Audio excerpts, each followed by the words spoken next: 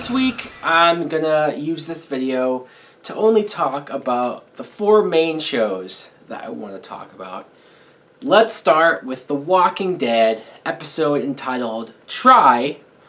At the very beginning of the episode, we see Glenn telling Rick everything that happened. How Noah was killed, how much they can't trust Nicholas, and all of that. But while that's going on, we see Nicholas telling Deanna everything that he says happened. He's lying, of course, about everything.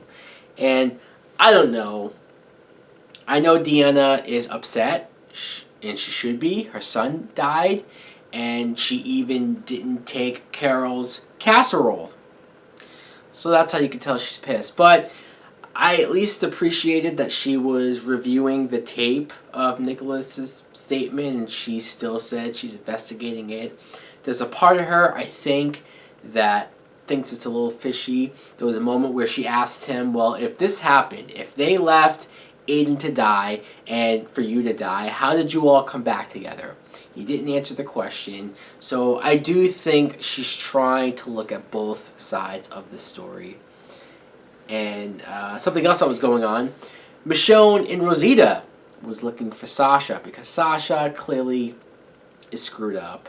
She's not handling being in Alexandria all that well, and she has a need to go out there and kill as many walkers as she can. And I found it more interesting on The Talking Dead, them talking about what Sasha's motivation was, why she is doing all of this, and who knows if it's really true, unless you just straight up ask the writers yourself. But I thought the theories were interesting, how she wants to separate herself from Tyrese, who we all kind of criticized for being not as tough as we wanted him to be, not as willing to kill when he should have. So Sasha's doing the direct opposite of that. She's showing that she's strong. She's showing that she's willing to kill as much as she can in order to prove their safety. She didn't want help from Michonne or Rosita.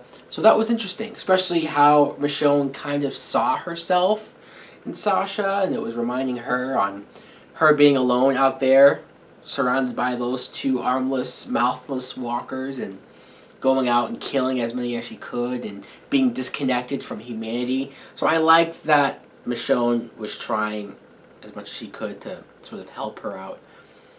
And also, Carl ends up hanging out with the girl, Enid, I guess her name is, and I guess she goes out there, and unlike Carl, this girl seems like she wants to have fun, right? I mean, she's still a kid, so she goes out there and she's just sort of messing with walkers. I mean, let's not forget that Carl, when he was younger, had that dumb moment when he was messing with the walker that was in the mud, stuck in there.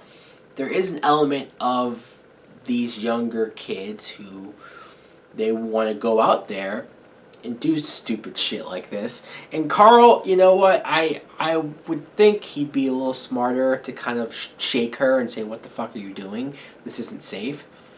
Especially the way how he didn't want to be associated with the kids when they were at the prison.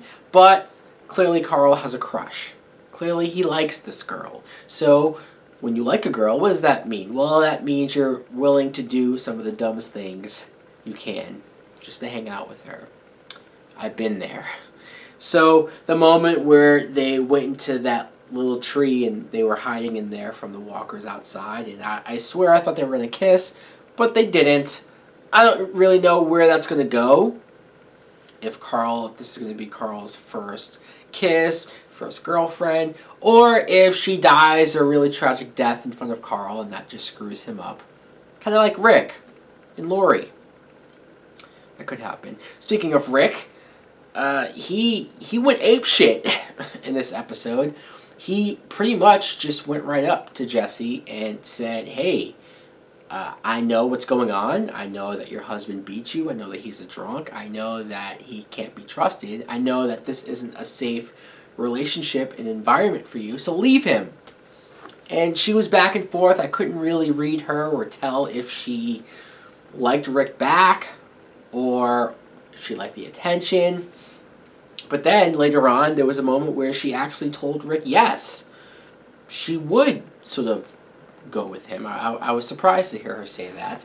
I'm sure Rick enjoyed that. Then that's when Pete comes out drunk as shit. I mean, how many times? It was like the third or fourth time where Pete just sort of like creeps up behind Rick.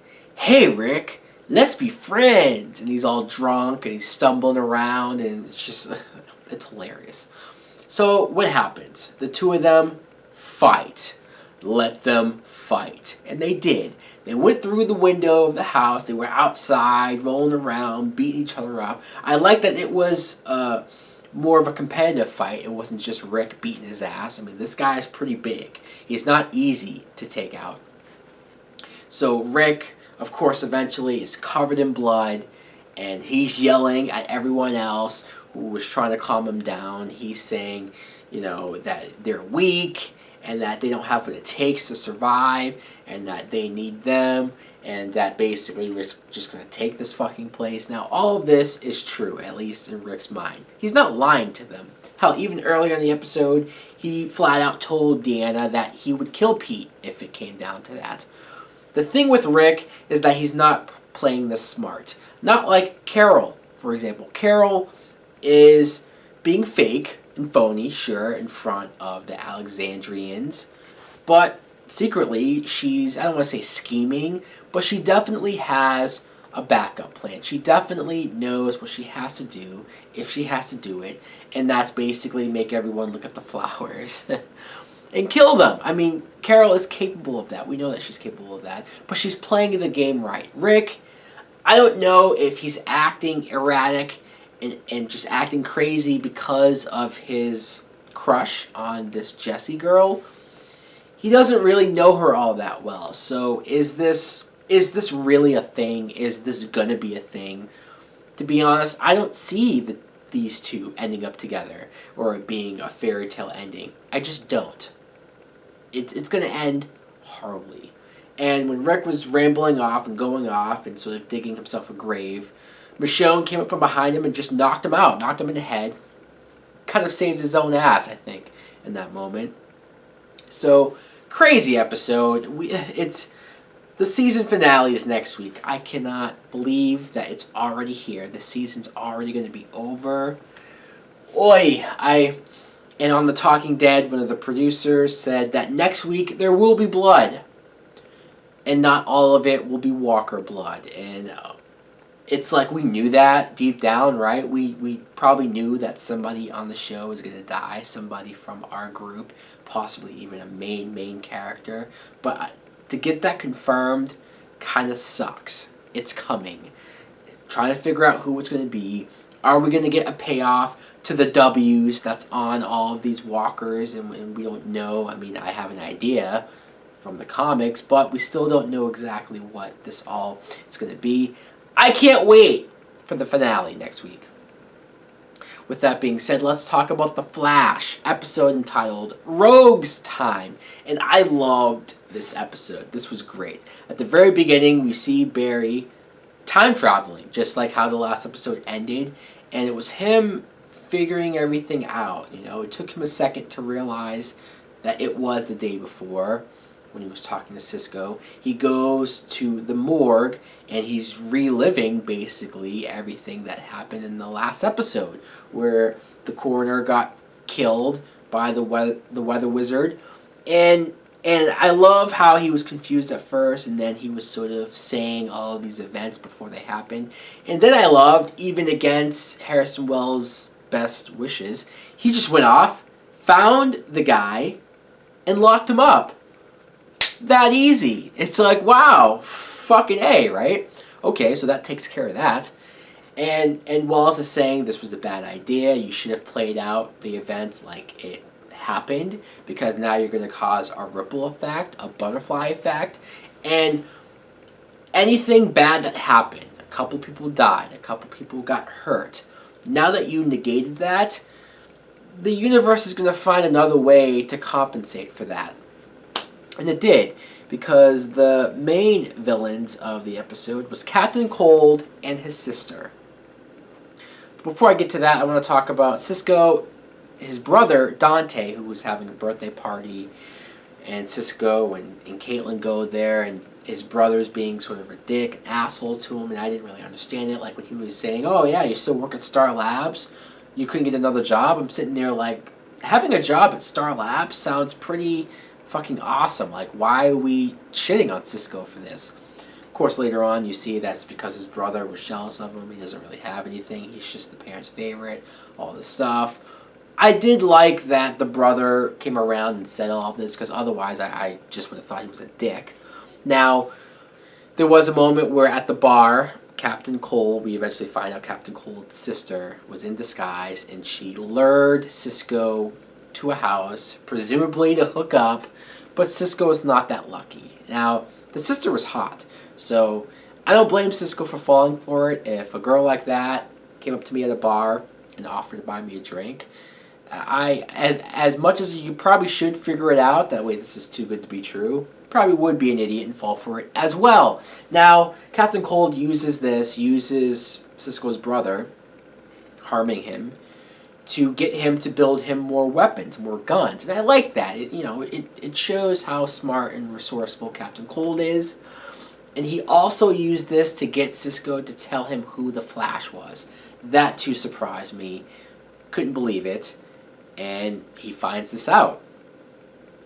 Now, since last episode, Iris told Barry that she had feelings for him, and they kissed, and it seemed like they were going to be together, right?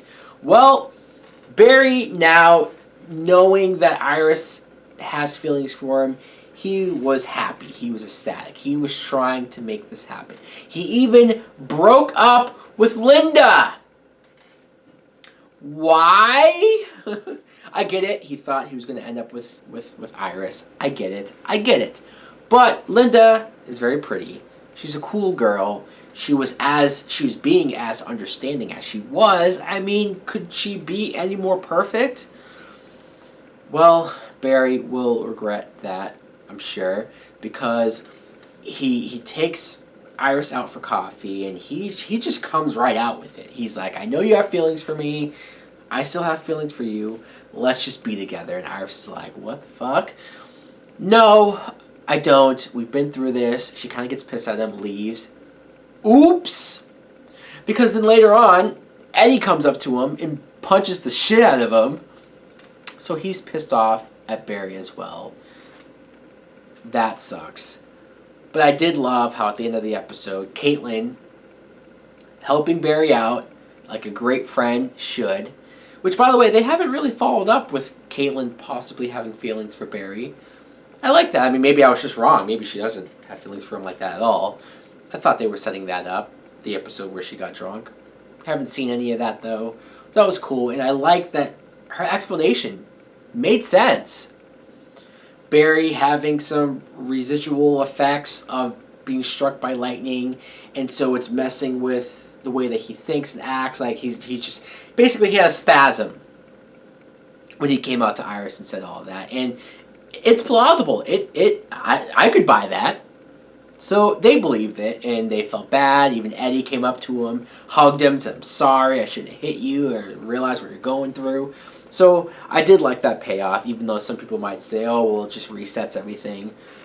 To me, it made sense. Why not?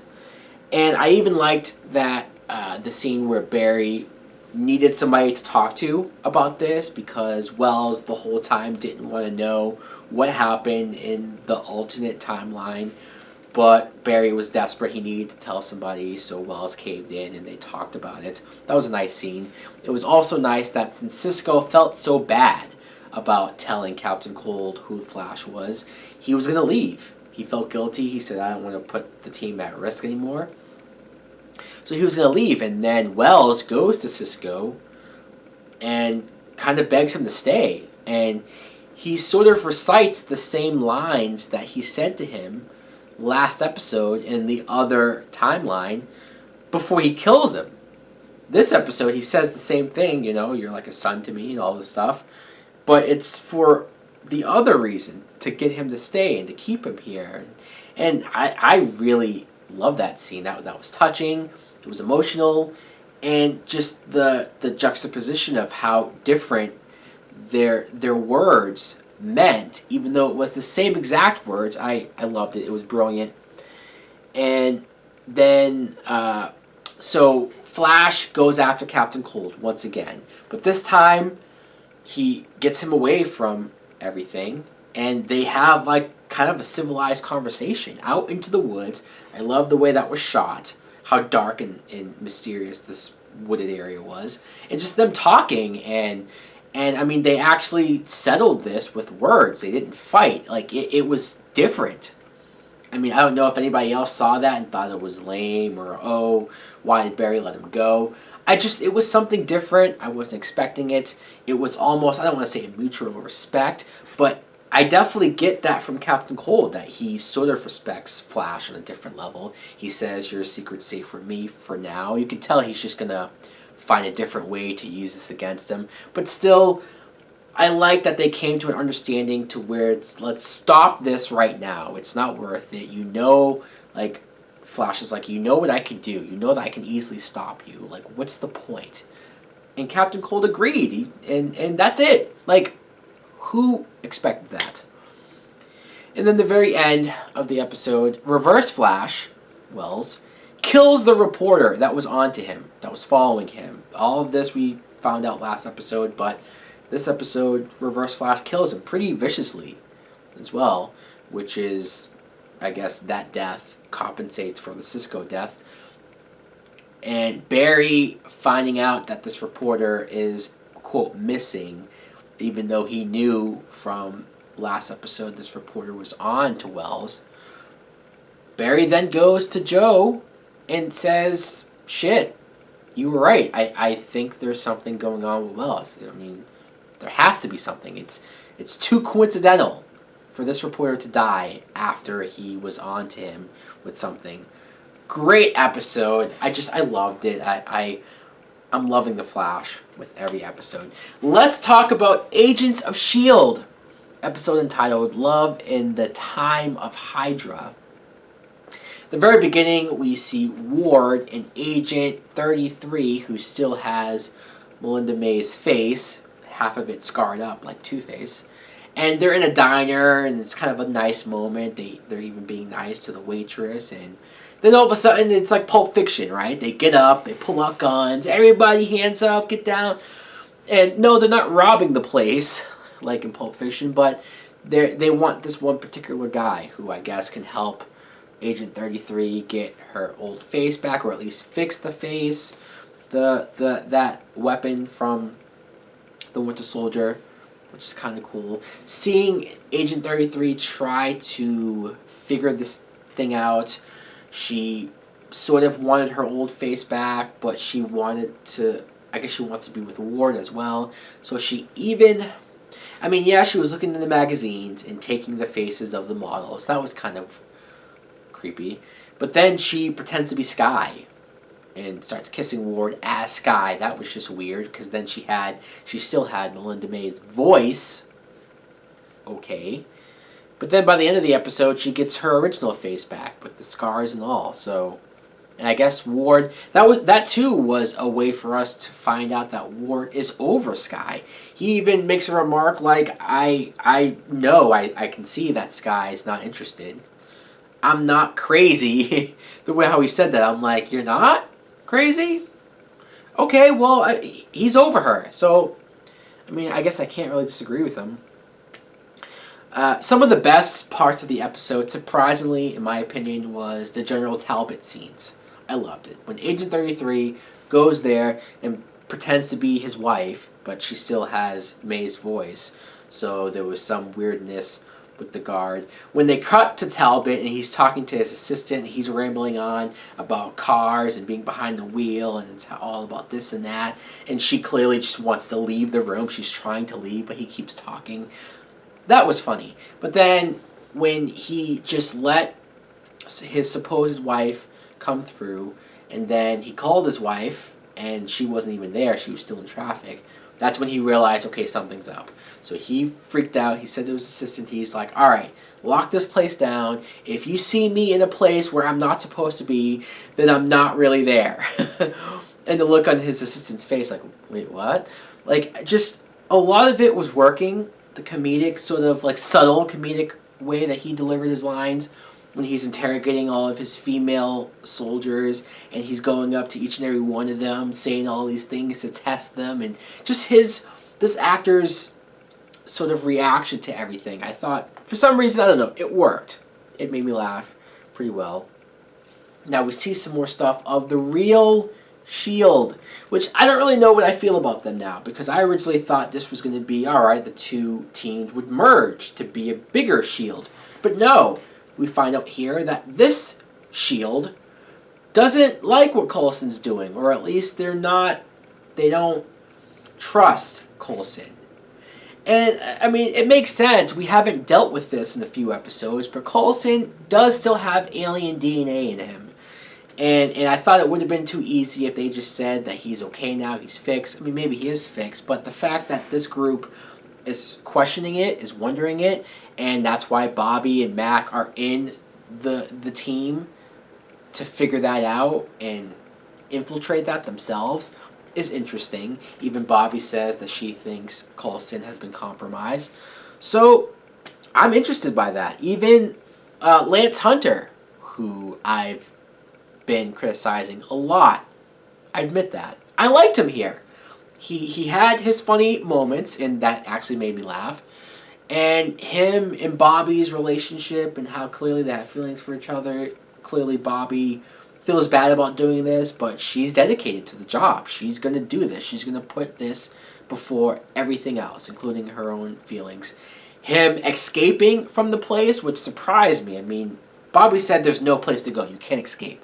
And what does he do? He fucking escapes. Like, that was easy. He literally just ran out the fucking door. Well, there you go. And at the end of the episode, Bobby says that she wants to go back to the team to basically settle everything. And I don't know what that means. I don't know if this version of S.H.I.E.L.D. is technically the bad guys because they're going after our group. There was a moment where Coulson took Skye to this cabin, basically to separate her from the group and from everyone, so she's like stuck here now by herself. That kind of sucks. That's kind of sad. Seeing Skye having most of the group not trust her, and only a few selected people, like maybe Coulson and definitely Fitz, who want to help her and protect her, but she feels like a burden to everyone. Like, it kind of sucks, you know? But I do like how they're trying to figure out a way to get her to control her powers. And hopefully that happens soon. I liked the episode. I did. Now, let's talk about the main event, Arrow, episode entitled Suicidal Tendencies. At the very beginning, we see Diggle and Lila get married. Again! It's their wedding day. I love that Oliver is his best man, and it was interesting to see Oliver be the odd man out. It's kind of the first time we've seen Oliver not be involved with a woman. I mean, Diggle's now married. Felicity brought Ray Palmer, which isn't awkward. And Roy was with Thea. Thea, who we didn't see a whole lot in the episode, but she was at the wedding. So that was nice. And apparently Ray Palmer is a minister because he preceded the wedding. What? Okay, he said it was a long story, but we didn't hear that long story. I don't know if I want to hear that long story because I can only imagine what goes on there. Now, right afterwards, Diggle and Lila are supposed to go on their honeymoon, but of course that's not going to happen. They get taken by Amanda Waller, who wants them for a Suicide Squad mission. They're there with Deadshot and Cupid. So they're going to save the hostages and the senator who's captured. But when they get there, the senator is like a part of this. He's using this to help his political standings to possibly become the president one day. I don't know. I don't want to say it sounded all convoluted, but it was a lot going on for such a small plot of the episode. I did like that this basically, I mean, every episode has flashbacks, right? And every once in a while we get flashbacks of other characters that's not Oliver. But I was not expecting to get flashbacks with Deadshot. That was insane. We see him coming back from the war, and he's with his family, his wife and his daughter who doesn't really know him, so she's afraid of him, and you see he's going through PTSD, and it leads to this one day where he just freaks out, takes out a gun and points it at his wife. She calls the cops, and he gets a restraining order on him, and that's the last time he's ever seen his family. That's pretty sad. I mean, it's a pretty straightforward PTSD soldier from the war. I mean, I've seen that before. But still, it's a little sad to see that happen, especially when he looks at Diggle and Lila and them having a kid and the life that he couldn't have being in this situation, and that led him to do what he did at the end, which I know they say that he died. I'm not buying it. Whenever you have a TV show like this, or any type of TV show really, when somebody supposedly dies in an explosion, they don't really die. Unless you see them get shot in the head, or unless I saw the burnt up charcoal body myself, and if it looked like him, then I'm not buying it. He somehow, some way got off that building. I don't care what they say. He will be back. But still, I like that they gave him so much time in the episode. And the Cupid character, I thought it was funny that she mentioned Oliver really quick and how she wants to have kids with him and all that stuff. But then, eventually, she falls for Deadshot because he saves her. And I thought that was funny that she kept saying all this stuff to him, and he was like, oh God, like, now I want to die. It was funny, but I'm like, well, why wouldn't he want to be with her? She's pretty fucking hot. She's crazy. Don't get me wrong, she's batshit crazy, and she's definitely a clinger.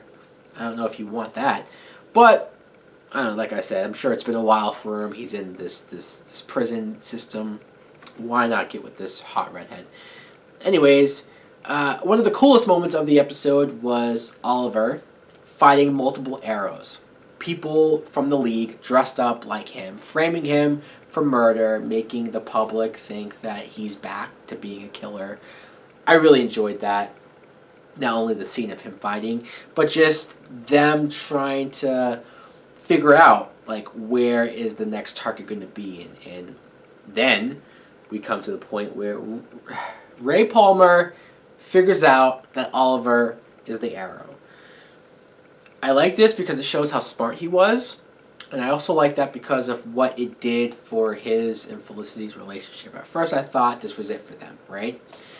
And then that even came into question what Felicity thought of what Oliver thought of this, right? I mean, is this what he wants? Does he care if something happened to Ray? And I loved Oliver's reaction, too, to Felicity when she told him that Ray knows. Oliver was like, what the hell? When were you going to tell us that? Felicity's like, yeah, I've been hearing that a lot. And the moment where Roy and Oliver go to this crime scene, but it's not really a crime scene, it was a fake 911 call because Ray Palmer set this up. He wants to go after the Arrow because he believes that Arrow is killing. And seeing him fly up in that suit, I mean, I know people made the jokes and the comparisons to Iron Man with his suit, and they're not wrong, right? It does look like an Iron Man suit. But the effects look cool, and I did like seeing them stand off the way that they did. Poor Roy, though. Roy just got zapped by Ray, flying up against the fence, and then they have the quick moment where Oliver stops Adam fairly quickly, but he did say that Ray is new at this. He's not going to be as good as he one day will be. But then the way how Oliver just sort of left, I instantly said, what about Roy? Roy got nearly killed and we're just going to leave him there unconscious. That sucks. But then that's basically when Ray realizes that Oliver's not killing because he didn't kill him. I did like how earlier in the episode he went to Laurel to try to plead his case, but Laurel defended him. And then by the end of it, Ray was also defending Oliver. That was cool.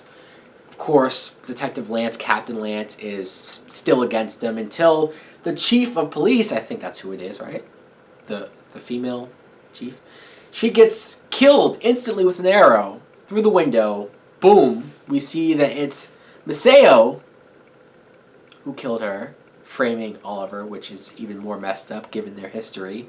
And then the episode ends with him having a clear shot on Felicity. And I yelled an audible no! No! I mean, hopefully it sounded manlier than that. Like Darth Vader. No!